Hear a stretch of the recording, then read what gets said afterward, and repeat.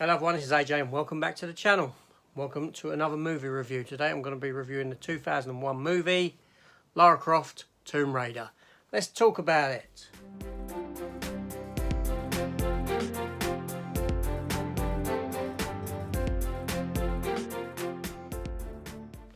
Yeah, so I recently acquired the steelbook for Tomb Raider 2, The Cradle of Life.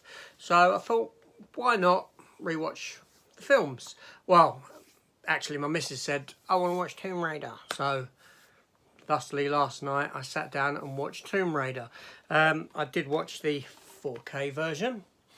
So this review, I'll give you my review and I'll give you my thoughts on the transfer, all that sort of stuff. So Lara Croft Tomb Raider. Obviously, you know the character based on the popular game of the same name, Tomb Raider. This film came at us in 2001. It had a PG-13 rating, so over here in the UK, probably a 12A, I guess, with a runtime of 1 hour and 40 minutes. The film was directed by Simon West. Now, Simon West, probably best known for the Nicolas Cage fantastic action movie, Con Air. One of Nicolas Cage's best. So this film stars Angelina Jolie as Lara Croft, Ian Glenn as Manfred Powell, Daniel Craig, prior to being 007, as Alex West.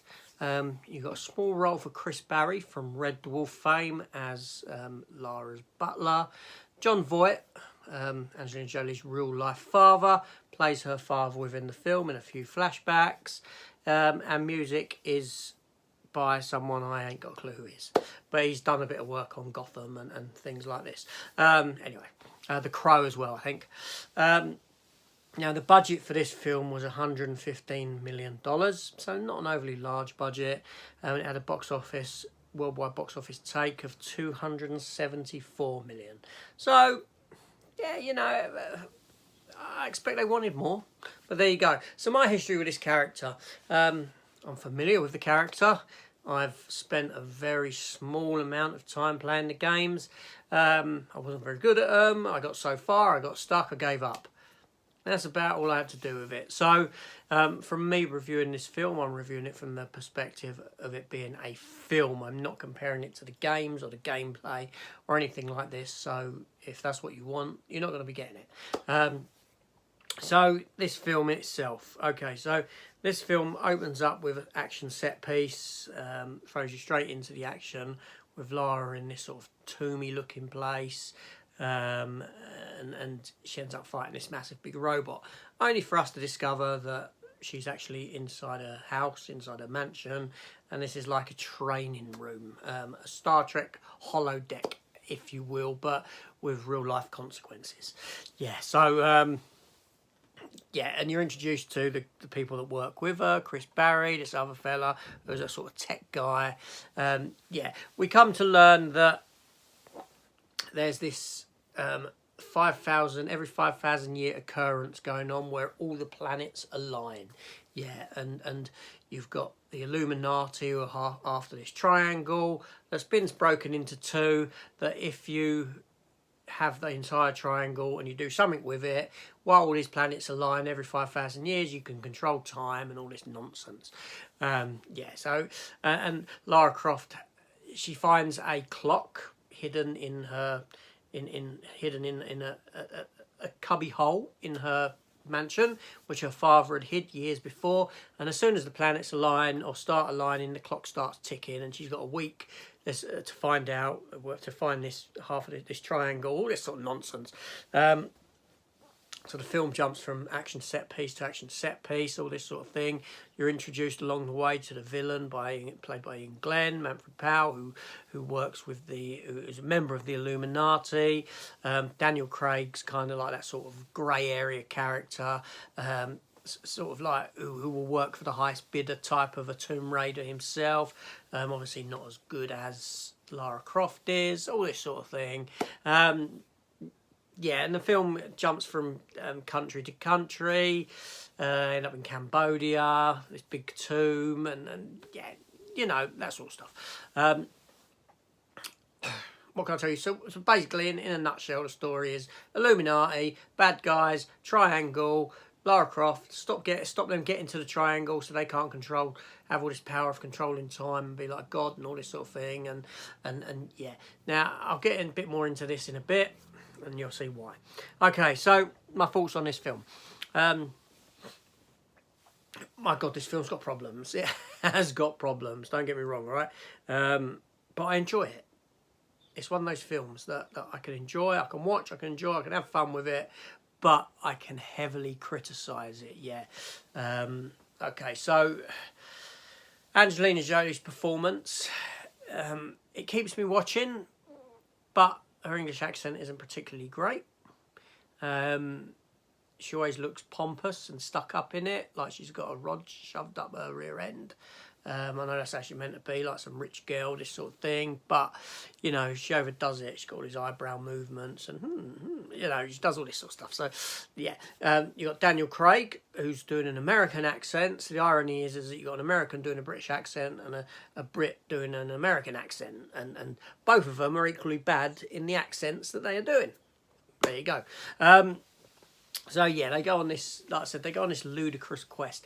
Now this is where the film kind of halts for me, is that the Illuminati need both parts of this triangle in order for this event to take place, for it to work, for this power to be gifted to them.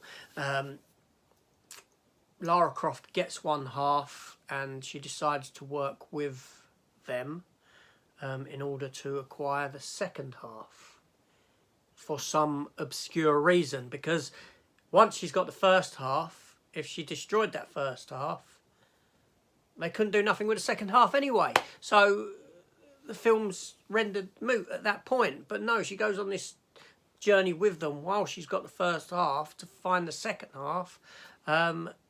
Yeah, so this sort of nonsense. It's like so the story doesn't hold up in itself, right? Obviously there are other little bits that go on and this sort of thing, the journey of her reconnecting with her father, a dead father, and all this sort of stuff. But you know, if you want to stop this from happening, then you just destroy one part of this triangle. Even when you go to the flashbacks and the ancient civilizations wanted to hide, you stop this power ever being used, they split the triangle in half, and one half was hidden on one side of the world and another half on the other side of the world.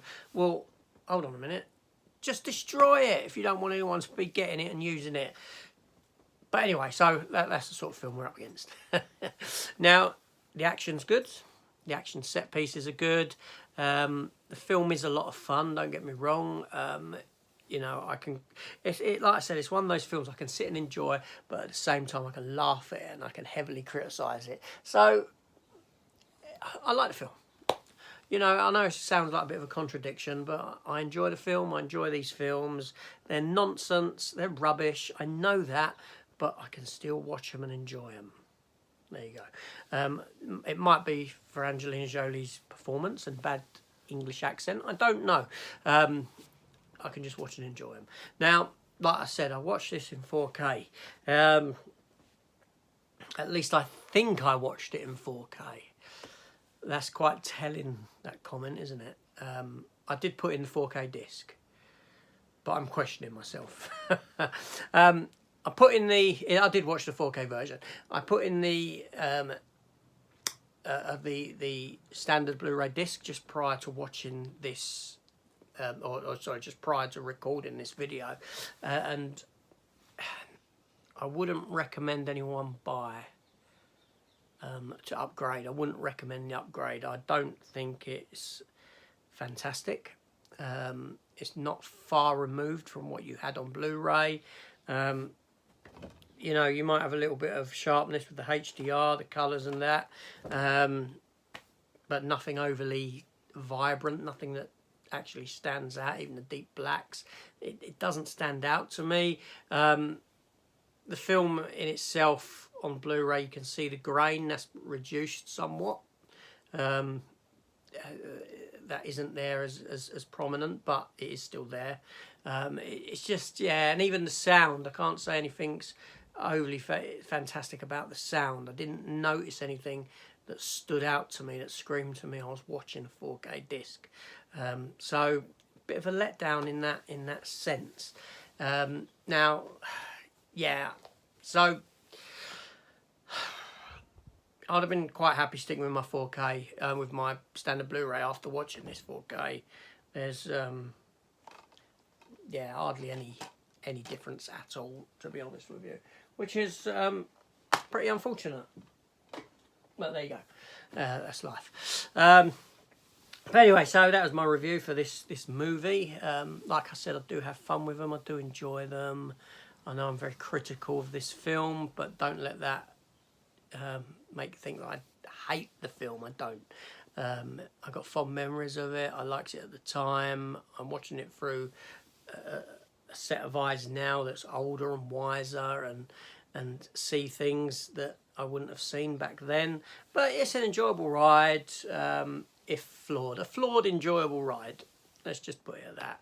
And I just have to shut myself off to how ludicrous the story is and the fact that it kind of renders itself moot at this point, and why you're doing this other than the story requiring you to. Anyway, this is AJ. That was my review for Lara Croft Tomb Raider from 2001. If you enjoyed that, please consider hitting the subscribe button, leaving me a comment, all this sort of stuff, and I will get back to you. Hit the notification bell. That'll keep you apprised of my upcoming content. Yeah. Anyway, thanks for watching all. Take care and goodbye.